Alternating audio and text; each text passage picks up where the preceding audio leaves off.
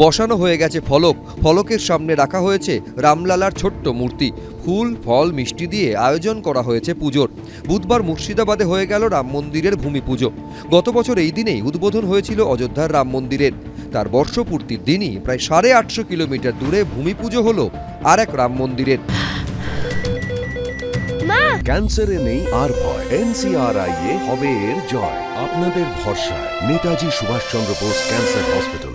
সাগরদিঘির অলঙ্কার গ্রামে ভূমি পুজোয় আমন্ত্রিতদের তালিকায় ছিলেন রাষ্ট্রপতি, প্রধানমন্ত্রী, মুখ্যমন্ত্রী, বিরোধী দলনেতা, জঙ্গিপুরের তৃণমূল সাংসদ খলিলুর রহমান, সাগরদিঘির বিধায়ক বাইরন বিশ্বাস এবং ভরতপুরের তৃণমূল বিধায়ক হুমায়ুন কবির।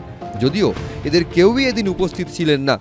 বিশেষভাবে আমন্ত্রণ জানিয়েছিলাম শ্রী হুমায়ুন কবির, ভরতপুর বিধানসভার যিনি বিধায়ক, তাকে। রাম মন্দিরের শিলান্যাস হচ্ছে সাগরদিঘিতে, আপনাকে কি ইনভাইট করেছে? না দাদা। সম্প্রতি মুর্শিদাবাদে বাবরি মসজিদ তৈরির ঘোষণা করেন মুর্শিদাবাদের ভরতপুরের তৃণমূল বিধায়ক হুমায়ুন কবির। বাবরি মসজিদ তৈরি করা হবে 25 ডিসেম্বর। পরদিনই পাল্টা রাম মন্দির তৈরির ঘোষণা করে বঙ্গীয় হিন্দু সেনা।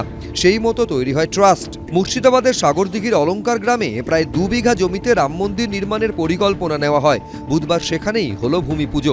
অর্থাৎ একদিকে তৃণমূল বিধায়কের বাবরি মসজিদ, অন্যদিকে রাম মন্দির। অর্থাৎ মন্দির মসজিদের রাজনীতি তুঙ্গে।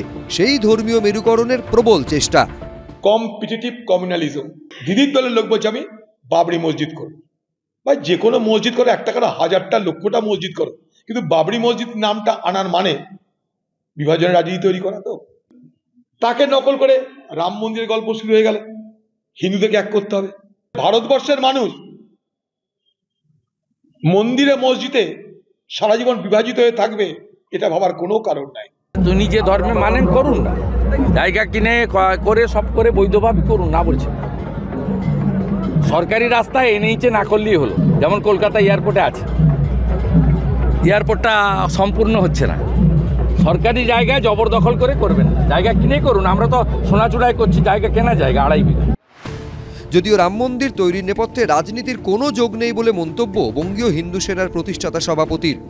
অনেকেই এটাকে ভোট রাজনীতি বা রাজনৈতিক বিষয় বলছেন। আমাদের এখানে কোনো রাজনৈতিক ক্ষমতার দখলের বিষয় নেই, তাই আমরা রাম মন্দিরের সঙ্গে রাজনীতিকে সম্পৃক্ত করব না এবং এই রাম মন্দিরের কাজ নির্ধারিত সময়ে যেমনভাবে আমরা অর্থ সাহায্য পাব সেভাবেই আমরা এগিয়ে নিয়ে যাব। মানুষকে যত ভোগানো যায়, যত বিপদে ফেলা যায়, লুট, দুর্নীতি, বেআইনি কাজ এই করে যারা নিজেদের হাত পাকাচ্ছে, তারা কেউ কখনো মন্দির মসজিদ বলে তার তলায় লুকিয়ে রাখতে চাইছে নিজেদের। মুর্শিদাবাদে এই রাম মন্দিরের জন্য জমি দিয়েছেন প্রাক্তন সেনাকর্মী। দান করেছেন 11 শতক জমি। চলতি বছরে দীঘায় উদ্বোধন হতে চলেছে জগন্নাথ মন্দিরের। কয়েকদিন আগেই নির্মীয়মান মন্দির পরিদর্শন করে এসেছেন মুখ্যমন্ত্রী। এই আবহেই এবার মুর্শিদাবাদে রাম মন্দিরের ভূমি পুজো হলো।